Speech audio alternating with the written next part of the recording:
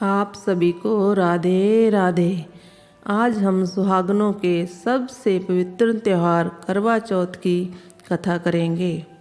करवा चौथ की पूजा विधि इस प्रकार है। कार्तिक मास की चतुर्थी अर्थात करवा चौथ के दिन लकड़ी का पाट पूजकर उस पर जल का भरा लोटा रखें। मायना निकालने के लिए एक मिट्टी का करवा रखकर करवे में गेहूँ व उसके ढक्कन में चीनी तथा नकद रुपए रखें।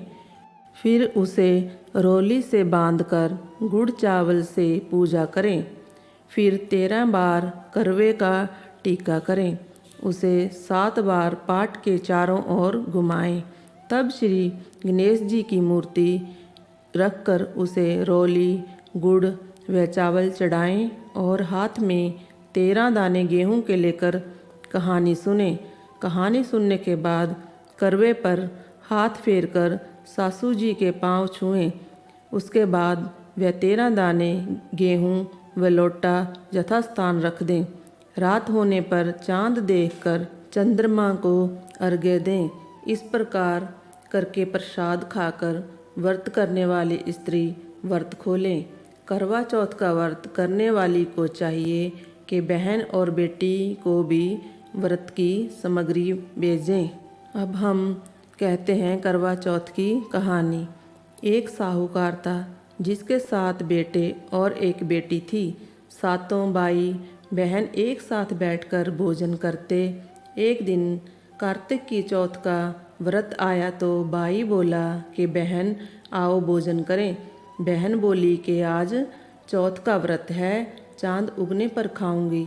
तब भाइयों ने सोचा कि चांद उगने तक बहन भूखी रहेगी, तो एक भाई ने दिया जलाया, दूसरे भाई ने छलनी लेकर उसे ढका और नकली चांद दिखाकर बहन से कहने लगे कि चल चांद उग आया है, अर्घ्य दे ले। बहन अपनी भाभियों से कहने लगी कि चलो अर्घ्य दें। तभी भाभियाँ बोली तुम्हारा चांद उगा होगा, हमारा चांद तो रात को उगेगा। बहन ने जब अकेले ही अर्घ्य दे दिया और खाने लगी तो पहले ही ग्रास में बाल आ गया, दूसरे ग्रास में कंकर आया और जब तीसरा ग्रास मुंह की ओर किया तो उसकी ससुराल से संदेशा आ गया कि उसका पति बीमार है, जल्दी भेजो।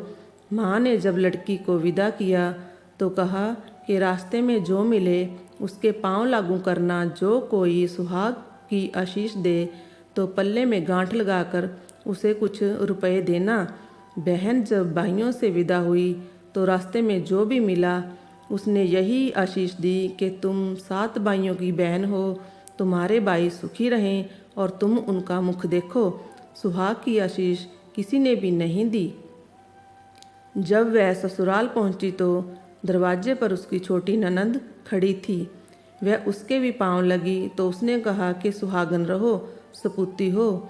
तो उसने यह सुनकर पल्ले में गांठ बांधी और ननद को सोने का सिक्का दिया।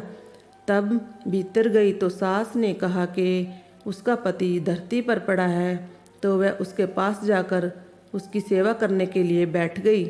बाद में सास ने दासी के हाथ बची खुची रोटी भेज दी। इस प्रकार से समय बीतते बीतते मंगसिर की चौथ आई तो चौथ माता बोली करवा ले भाइयों की प्यारी करवा ले। लेकिन जब उसे चौथ माता नहीं दिखी तो वह बोली हे माता, आपने मुझे उजाड़ा तो आप ही उद्धार करोगी, आपको मेरा सुहाग देना पड़ेगा। तब उस चौथ माता ने बताया कि पौष की चौथ आएगी, वह मेरे से बड़ी है, उसे ही सब कहना, वही तुम्हारा सुहाग देगी। माघ की चौथ आकर चली गई और फागुन की चौथ भी आकर चली गई। चैत विशाख जेठ आषाढ़ और सावन भादों की सभी चौथ आई और यही कहकर चली गई कि आगे वाली को कहना। आसूज की चौथ आई तो उसने बताया कि तुम पर कार्तिक की चौथ नाराज है, उसी ने तुम्हारा सुहाग लिया है, वही वापस कर सकती है। वही आएगी तो उसके पांव पकड़कर विनती करना। यह बताकर वह भी चली गई।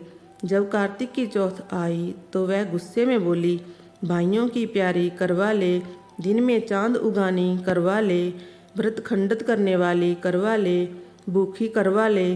तो यह सुनकर वह चौथ माता को देखकर उसके पांव पकड़कर गिड़गिड़ाने लगी, हे चौथ माता, मेरा सुहाग तुम्हारे हाथ में है, आप ही मुझे सुहागिन करें। तो माता बोली, पापिनी, हत्यारिनी, मेरे पांव पकड़कर क्यों बैठ गई?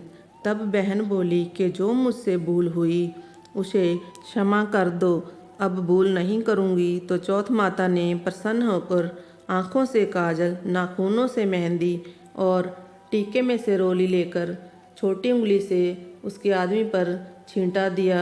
तो वह उठकर बैठ गया और बोला कि आज मैं बहुत सोया। वह बोली, क्या सोया?